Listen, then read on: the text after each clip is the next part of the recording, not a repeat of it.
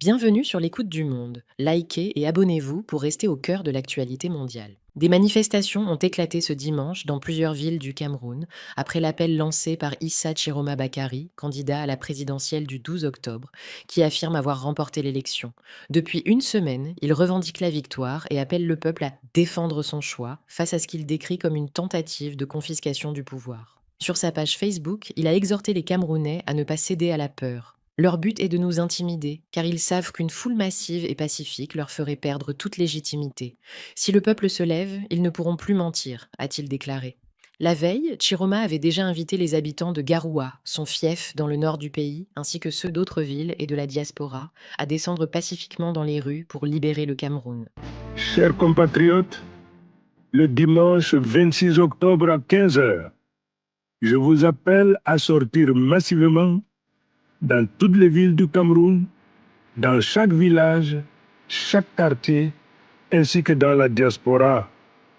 Faisons entendre notre voix à travers une marche pacifique qui montrera à tous, au pays comme à l'international, que c'est le peuple qui choisit son leader. Restons unis, dignes et déterminés. Notre force réside dans notre nombre, dans notre discipline et dans notre conviction que l'avenir du Cameroun appartient à ses enfants. Mais les choses ont rapidement dégénéré. À Garoua, comme dans d'autres villes, des affrontements ont éclaté entre manifestants et forces de l'ordre. La police a tiré des gaz lacrymogènes sur des centaines de personnes, scandant des slogans comme «Le pouvoir doit revenir au peuple», «Nous exigeons la vérité sur le scrutin». Certains manifestants brandissaient même des pancartes adressées à Donald Trump, lui demandant d'aider le Cameroun, sans qu'on sache exactement de quelle aide il s'agissait. Face à cette agitation, le ministre de l'administration territoriale, Paul Atanganji, a condamné ces rassemblements qu'il juge illégaux et a menacé de sanctions les organisateurs. Quelques heures avant les manifestations, Issa Chiroma avait affirmé dans une vidéo publiée sur sa page Facebook avoir échappé à une tentative d'enlèvement à son domicile. Il raconte que des individus armés auraient encerclé sa maison dans la matinée, mais que, selon ses mots, l'intervention divine aurait empêché le pire. Cette conspiration visait à m'enlever et à m'emmener vers une destination inconnue, a-t-il déclaré, précisant qu'il s'agissait de militaires lourdement armés. Je voudrais ce matin partager très rapidement avec vous une information insolite qui aurait pu m'être fatale n'eût été la protection divine. Ce matin, j'ai été réveillé par des annonceurs qui ont attiré mon attention sur le fait que ma maison était lourdement envahie par une équipe de militaires et d'experts, l'objet étant de m'extirper de ma maison et de m'amener. Grâce à Dieu, grâce à cette information que j'ai reçue donc des lanceurs d'alerte, cette opération a été vouée à l'échec. Je voudrais donc remercier les uns et les autres pour leur contribution, car n'eût été donc cet avertissement persistant qu'ils m'ont adressé, peut-être que le pire aurait pu arriver.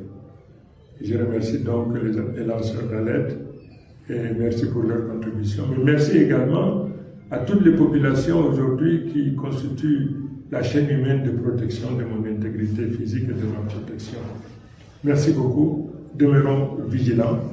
Cette conspiration, dont l'objet était donc de m'extirper de ma maison, de m'amener à une destination qui leur est connue, qu'est-ce qu'ils allaient en faire de moi? Est-ce que c'est pour m'emprisonner, pour me tuer? Je ne sais pas. Mais toujours est-il que cette conspiration a donc échoué.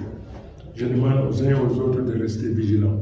Je voudrais également faire savoir à celui qui préside encore au destiné de cette nation, M. Biya, que le seul crime que j'ai commis aujourd'hui, c'est d'avoir gagné l'élection présidentielle. Il ne s'en accommode pas, mais telle est la volonté du peuple camerounais.